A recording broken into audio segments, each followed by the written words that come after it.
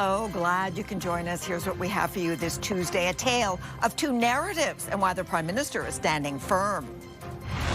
I meant what I said in Davos. What Donald Trump told aides after a phone call between the two leaders. Smashed cars, frigid passengers after a fiery pileup on a major Canadian highway. It can be used as a very vicious tool. Plus, will Canada follow the lead of Australia and now France and ban social media for kids? CTV National News with Sandy Ronaldo. Mark Carney is holding firm to his highly regarded speech to the World Economic Forum in Davos, despite claims by a Donald Trump insider that the Prime Minister, quote, aggressively walked back some of his remarks in a phone call with the U.S. President. CTV's senior political correspondent Michael Couture now on the war of words between the two leaders. Mike. Well, Sandy, it's unclear if this is a case of broken telephone or if this marks a breakdown between the two countries. But the Prime Minister says he didn't walk back anything to the President. I meant what I said in Davos. Prime Minister Mark Carney stood by his speech during a phone call with U.S. President Donald Trump. The 30-minute conversation covered Arctic security, Venezuela, and Canada's agreement with China. I explained to him what we're doing, 12 new deals on 4 continents in 6 months. He was impressed. And that what we intend to do going forward, as well as the opportunity to, of course, move forward on CUSMA. Let's talk about the Prime Minister, or if you prefer, Governor of Canada. 12 hours earlier, the U.S. Treasury Secretary says he was on that call and characterized the conversation differently. He spoke to Prime Minister Carney, who was very aggressively walking back some of the unfortunate remarks he made at Davos. Asked specifically about that. So you didn't walk back your comments? No. But there was no public readout of the conversation between Trump and Carney, something the Conservatives are criticizing. Michael Chong wrote on social media, it is unacceptable that Canadians and journalists learned of this recent call from American media. Besson's comments come days after Trump threatened to impose 100% tariffs on Canada if the government signs a free trade agreement with China, something Carney says he's not pursuing. Political analysts believe the current strategy is to keep calm. Trump is going to make noise. He's going to flash. He's going to swear. He's going to stamp his feet. Just take a breath, take a moment. Chances are the storm will pass, and it has. The Prime Minister says he reiterated in his conversation with the President that Canada is responding to the change in U.S. trade policy by building new partnerships abroad, including with China. And Carney says Trump understood that. Sandy? All right, Mike, thank you. CTV's chief political correspondent Vashi Kapelis is with us now. Okay, Vashi, the Prime Minister has framed his conversation with Donald Trump differently than the U.S. Treasury Secretary did. So what should that tell us about how Mark Carney plans to approach that relationship going forward? Well, I think it's interesting to note that the Prime Minister, in stopping to address these questions today, appeared to take, kind of building on the stance at Davos, a more distinct posture against Donald Trump. So he easily could have done what he's done in the past, which is say, yes, I did apologize, for example, or acquiesce on the digital services tax. But he didn't appear to agree with the framing that the Trump White House had put forward about that call. And I think that, in combination with Davos, to me signifies that perhaps they are willing at this point to take a harder stance against Trump, albeit as diplomatically as possible. I will also note, though, to Mike's point, not that journalists or Canadians need any specific political party defending their interests, and at times it would seem, depending on the party, or actually probably for all of them, a bit hypocritical. But if the Carney government does not want to have to constantly respond to framing from the Trump White House, the best way to do that is to get that framing out and information out to Canadians in advance of the Americans telling us. Sandy? Okay, Vashi, thank you as always. Now, jury selection in a landmark U.S. trial today involving several social media giants. The platforms are accused of deliberately addicting and harming teenagers. And it's happening as France today went the way of Australia, introducing a law restricting social media access to the young. CTV's Abigail Beeman looks into enforcement and whether Canada plans to go the same route. Hey, Abigail. Sandy, we know new online harms legislation is coming, but the government won't yet say if they'll follow France's lead. France's National Assembly votes in favor of a social media ban for children under 15. The president wants the ban in place by the next school year, posting, "Because our children's brains are not for sale." While in LA, a landmark series of trials begins with parents, teens, and school districts taking social media giants to court over addiction claims. Snapchat and TikTok reportedly settled in advance, leaving Meta, Facebook and Instagram's parent company, and YouTube. We haven't landed on anything yet. In Canada, the government is planning new online harm legislation after the last bill died with the Trudeau government, but no update on when or whether it will include a similar ban to France and Australia. The objective of a new Online Harms Act would be to protect kids, first and foremost. And also there's a legitimate concern of the state protecting freedom of expression, and that is also key. So there's a balancing act. It can be used as a very vicious tool to harass, bully, stalk, defame, hurt people. Lawyer Ma'anit Zemel's office gets at least a call a day looking for help. She's calling for nuanced regulations that are enforceable and tailored to specific harms like cyberbullying or overuse, saying a full-out ban is not the answer. Kids just get around it by using, whether it's VPNs or just saying they're older. And, from a legal perspective here, it might be challenged for all kinds of reasons. CTV News reached out to YouTube, TikTok, Snapchat, and Meta. By deadline, only Meta responded, saying they'll comply with any regulations. But governments considering bans should be careful not to push teens towards less safe, unregulated sites. Sandy? Okay, CTV's Abigail Beeman in Ottawa. Anger in Italy today after the U.S. revealed it will send ICE agents to the Winter Olympics. Italy's opposition party today protesting after reports that ICE agents will be part of the American security team. Milan's mayor says ICE is not welcome in his city and called the group, quote, a militia that kills. Now, Donald Trump has changed his tone on Minneapolis after a second fatal shooting by federal agents. The U.S. president is sounding a bit more conciliatory, reassigning enforcement officials and calling for an honest investigation into the shooting death of nurse Alex Pretty. CTV's Washington Bureau Chief Joy Malbon is keeping her eye on this political powder keg. There is still anger on the streets and outrage over the shooting death of 37-year-old Alex Pretty by federal agents over the weekend. The nurse was shot and killed while filming ICE agents. Video shows an officer removing a gun. Pretty had a license to carry one, and then 10 shots are heard. We're doing a big investigation. I want to see the investigation. I'm going to be watching over it. I want a very honorable and honest investigation. Facing political backlash even from his own party, the president reshuffled the leadership of his immigration crackdown. Controversial Border Patrol Commander Greg Bavino is out, his future unclear. Borders are Tom Homan is now in Minneapolis, taking charge and reporting directly to the president. Tom Homan, as you know, is in Minnesota now. He's meeting with the governor and he's meeting with the mayor, I think, later. And I hear that's all going very well. Homeland Security Secretary Kristi Noem defended ICE agents calling Pretty a domestic terrorist. Still, the president defended her. I think she's doing a very good job. The border is totally secure. Democrats are threatening to impeach Noem. She's been called to testify before Congress over the handling of the case. They must think we're all stupid because we can see the video of Alex Pretty and we can see the video of Renee Good. We know they're not domestic terrorists, despite the lies coming out of the White House. Democrats are now threatening to block billions in funding for ICE in a budget bill that could lead to a partial government shutdown this week. Joy Malbon, CTV News, Washington. Major parts of the U.S. are still in a deep freeze from the northeast to the deep south. And while communities dig out after a major winter storm, another freezing blast is on the way. Residents are being urged to stay home and avoid travel in places like Tennessee. Farther north, emergency officials in New York City say conditions will get worse overnight with another surge of Arctic air on the way.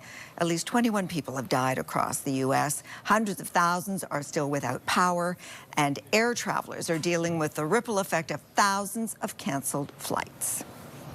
Another day of treacherous driving conditions in southern Ontario with snow squalls and whiteouts leading to dozens of accidents. Police say as many as 50 vehicles were involved in multiple crashes along a stretch of Highway 401 near Belleville. The collisions forced lane closures and stranded hundreds of drivers in frigid temperatures along the busy highway between Toronto and Kingston. Some injuries were reported, although police say none was considered life-threatening. While Sunday's record snowfall in Toronto will take days to clear, city crews still have to load up dump trucks and move large amounts of snow off streets. And there's literally no space to put where there's snow, and then you add in the bins, okay? So that makes it really difficult, which is why the snow removal is really important. Nearly 60 centimeters of snow fell in parts of the city. Residents have pitched in on side streets but are running out of places to put the snow. Not quite as bad as Toronto, but Atlantic Canada is also dealing with heavy snow and reduced visibility. Most schools are closed and road conditions are challenging in Nova Scotia, New Brunswick, PEI, and Newfoundland. Some grocery stores are running out of supplies, and there's concern for the unhoused. We have reporters in Halifax and St. John's today, and our coverage begins with CTV's Paul Hollingsworth inside a shelter in Halifax. Okay, Paul. Sandy, this homeless shelter in Halifax recently expanded its capacity, adding more beds so they can bring in more people to escape the winter weather outside. We were just a 33-bed shelter, but as of Friday, the city announced that we could have 11 more beds, so we're now 44 beds. It's a place for people to eat, sleep, store whatever belongings they have, stay warm, and be safe. If we didn't have places like the Souls Harbor Mission, we'd probably freeze to death. If you're out and about in the community, we will bring them in. We'll do the best we can to find them shelter here, someplace else in the community, because these temperatures are dangerous. The latest statistics show Halifax has a homeless population of 1,150, which includes people living in shelters. The city has a message for everyone on the streets. Beds are available as the snow cleanup continues in the freezing cold conditions. We offer them the spaces. We know where the spaces are. We can offer transportation. 33 beds expanded to 44, but the people who run this facility want to add even more space and more beds in the near future so they can provide shelter for people living on the streets during these harsh winter months. I'm Garrett Barry in St. John's. Heavy snow this afternoon has shut down schools and offices again in this city. It's another winter storm, and one of the biggest impacts of all of this wintry weather is at the grocery store. Some barren shelves at Urban Market 1919 in St. John's, and some of the products that are arriving far too late. We've actually, since the start of January, have received over $2,000 of wasted foliage and stems. And that's a massive cost. It's hard to keep the shelves full this month. There are today more than 200 commercial transport trucks trying to get goods onto the island, backed up at the ferry terminal in Nova Scotia. Storms and high winds have repeatedly canceled Marine Atlantic ferry crossings. It's very unusual that we've seen such poor weather for such an extended period of time. Marine Atlantic says it has the capacity to move all of that traffic through quickly if only the weather would start to cooperate. That won't come tomorrow, where more crossings have already been canceled. Sandy. Garrett in St. John's. Thank you, Garrett. Thank you, Paul. The bitter cold caused major problems at a Montreal hospital, freezing pipes and causing the sprinkler system to burst. Staff filmed the water cascading from the ceiling, flooding the area and damaging labs at Douglas Hospital. The water then ran down to the first floor where valuable genetic testing equipment and donated human samples are used. Hospital workers had called for renovations to the 145-year-old facility, but work was put on hold. And violent storms in Sicily triggered a major landslide, leaving one town teetering on the edge of disaster. More than 1,500 people have been evacuated from the town of Nescemi as homes now perch dangerously over a cliff. Authorities say the town sits on a plateau that is gradually collapsing. Yesterday, a state of emergency was declared for Sicily and parts of southern Italy after a powerful storm battered the region. Coming up, multiple children poisoned. Says reason for visit chemical exposure diagnosis, cyanide poisoning. The deep mystery surrounding a terrifying incident.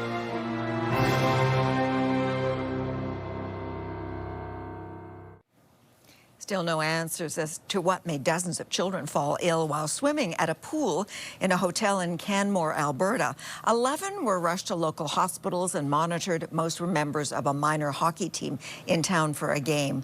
CTV's Kathy Lee now on the mass casualty incident some described as terrifying. Kathy. Sandy, parents of the children who got sick after swimming in the pool at the Canmore Inn and Suites are relieved that their children are okay, but concerned this happened in the first place. In total, 30 children fell ill, most of them with an Alberta minor hockey team. I spoke to one mother whose husband was swimming with their 3- and 5-year-old. She was on her way to the pool when she saw kids running out of the area, coughing and vomiting. My husband says there was like a really sudden, strong chlorine smell. And then he looked over to my son, who was in the water. My daughter was on the edge. And he says Weston was coughing really bad and struggling in the water. My kids were complaining of throat pain, back pain, and chest pain. Paramedics arrived and 11 kids went to the hospital, including Melissa's. The discharge papers that I got from the hospital says reason for visit chemical exposure diagnosis, cyanide poisoning. Canmore Inn and Suite says it's working with Alberta Health to identify what caused the illnesses, adding there is no evidence of cyanide. And the town says initial air testing found elevated levels of a chlorine-based substance. CTV News pulled public inspection records that show repeated violations for high chlorine levels in the hotel pool, including a complaint about strong odors causing eye and throat irritation. The hotel says it cannot comment on those reports during the investigation. Sandy. Okay, CTV's Kathy Lee. Still ahead, a kind gesture to a country facing uncertainty. Neil Young's gift to Greenland.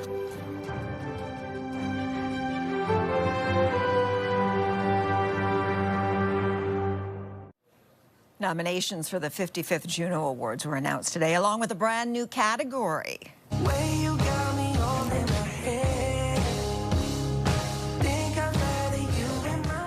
Global superstar Justin Bieber received a career-high 6 nominations this year, including Single of the Year for Daisies.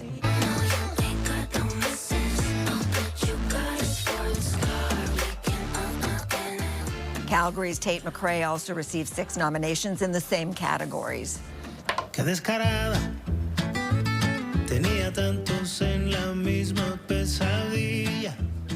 that is Alex Cuba, who's up for a brand new award, Latin Music Recording of the Year. The winners will be announced in Hamilton on March the 29th. And Canadian music legend Neil Young is giving the gift of his music to the people of Greenland. I wanna live, I wanna give. I've been a miner for a heart of gold. The singer-songwriter is offering a free year of access to his online musical archive, all 62 years of it, to anyone in Greenland. Young says he hopes it will ease some of what he calls the unwarranted stress and threats after Donald Trump declared he wanted to take over the territory. Searching for a heart of gold, and I'm getting old. Today we remember the consequences of ignorance, of hatred, and complicity. Today we acknowledge that looking away is not a passive act, but an act of betrayal. The responsibility to confront anti-Semitism belongs to all of us. That responsibility begins with remembrance. The Prime Minister at a Holocaust remembrance ceremony in Ottawa today on the 81st anniversary of the liberation of the Auschwitz concentration camp. Mark Carney also spoke of the alarming rise in anti-Semitism in Canada today and the acts of hate directed at the Jewish community. There are few still alive today who experienced that terrible time in history. CTV's Rahim Ladani spoke to one survivor in Toronto. At 98 years old, Howard Chandler vividly remembers what he endured during the Second World War. And we traveled for 4 weeks on 2 days of rations. We left about 4,500 prisoners. At the end of the journey, there was only 500 of us left alive. Cannibalism was rampant. After 2 years of forced labor, he was deported to Auschwitz in 1944 and lost contact with most of his family. The following summer, only he and one brother made it to Czechoslovakia, where they were liberated. Then in 1947, he arrived in Canada. I had to qualify. I had to be under the age of 18, and I had to be an orphan. On Holocaust Remembrance Day, survivors are honored and victims commemorated. Still, 81 years later, anti-Semitism remains a threat to the Jewish people. All Canadians should not be standing for hatred and extremism wherever it happens, and so we have to stand shoulder to shoulder to call that out, whether it's happening against our community or other communities. Here in Toronto, police data shows that in 2024, anti-Jewish occurrences made up 40% of all hate crimes, making spaces like this that much more essential. This was owned by a family who had a store on DuPont Street. Inside Toronto's Holocaust Museum are countless artifacts, like this cash register, showcasing how survivors lived after the war. And sharing their stories are a key part in connecting younger generations. We make sure that the stories are taught sensitively and through first-person testimony, and this is so important that we are actually full every day with students, as you can hear in the background. As we chatted with Chandler, he could also hear the students and says he doesn't just want them to learn about the Holocaust, but also respond when they witness hate. Challenge these people. You got to challenge them. If you see something wrong being done, if you don't do anything about it, you're just as guilty. Standing up to fulfill the promise, never again. Rahim Ladani, CTV News, Toronto. And we want to leave you on this International Holocaust Remembrance Day with images of commemoration ceremonies in Auschwitz. I'm Sandra Ronaldo. Stay safe.